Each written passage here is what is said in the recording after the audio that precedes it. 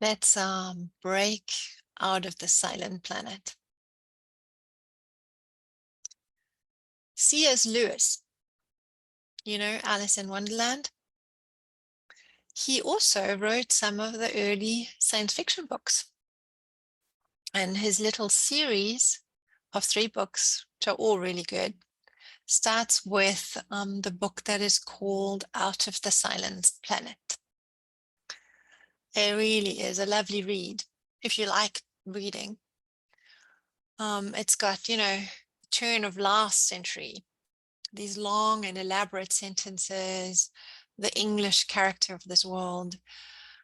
You can just tell people had a much longer attention span back then. Out of the Silent Planet.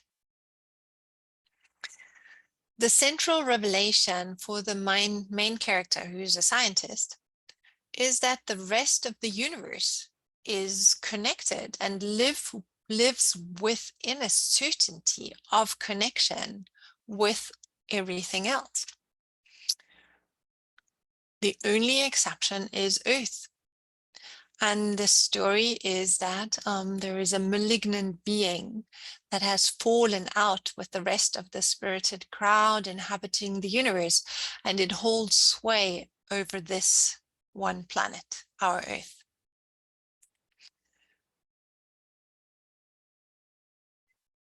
So, of course, there are many theories and philosophical constructs and spiritual teachings trying to explain the propensity of the human mind to see itself as separate, as not belonging, not as part of everything else. And as a result, the human mind can descend into terror and loneliness in varying degrees. I'm not going to tell you you should listen to, you know, go to do one or another religion or teaching or theory, whatever. But for me, what is so interesting is that it has been a problem that people have puzzled over for a very long time. It's not a new thing. It's what the Buddha was talking about when he was talking about attachment and suffering in this world. It's described in the Vedas. So what is different in this century, what is happening now, is that there is a more general acknowledgement that not all is well with the human mind. One of the outstanding characteristics as humans is, I think, is our desire to overcome and to thrive in the face of adversity. When you think, it is really, really quite beautiful. So as we see this mental health crisis in everyone, school kids, all the way through to veterans, people rise to overcome it because we can. One by one, we can. And once you've seen it in yourself, you can begin to take steps to grow beyond it. One of the ways to go out of separation, away from that feeling of separation and loneliness, is to find ways to connect. And of course, that can be with other humans. That can be your family, your profession, you know, it even can be on social media. Or it can also be with the world as a whole, feeling yourself as part of this creation. However fleeting your little form of creation is, you can still be part of the whole thing. And so the most powerful connection is a spiritual connection. allowing yourself to feel yourself as part of God or the goddess, or part of a universal intelligent or a universal consciousness. Feeling yourself part of the whole.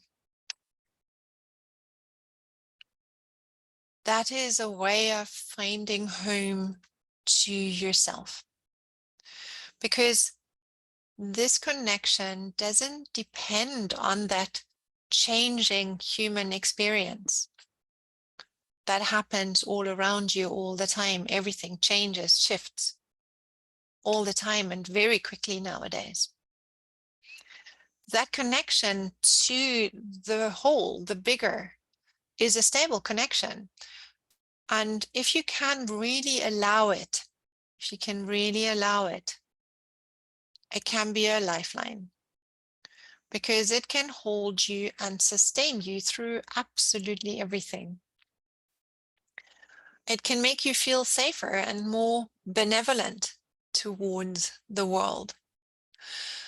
And it really doesn't matter that the existence of spirit or higher powers can't be proven or not. It doesn't matter that some religions have, or lots of religions have done horrible things. Like, all of these are true.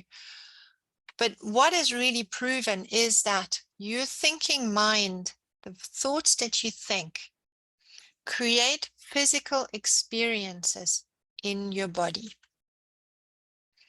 So if you think of something terrifying, your heart rate goes up, your breathing gets shallow, and you might even break out in a cold sweat. And the same happens if you allow yourself to feel enveloped in essential goodness. Even if it is just imagined for right now. It will flood your body with relaxed and calm signals. And out of that, you can be somebody who acts like that in the world. And that's where the shift happens. So I invite you to spend the day feeling connected. Feel gratitude for the world that you live in. Take time to smell the flowers. Start with easy gratitude. Or if you're in the city, smell the coffee in the bakery. It's all the same expression of the one beautiful and incredible creation that we live in. Take some conscious time to flood your body with happy feelings. Allow yourself to connect with others and cast your mind way out beyond the stars. Break out of the silent planet.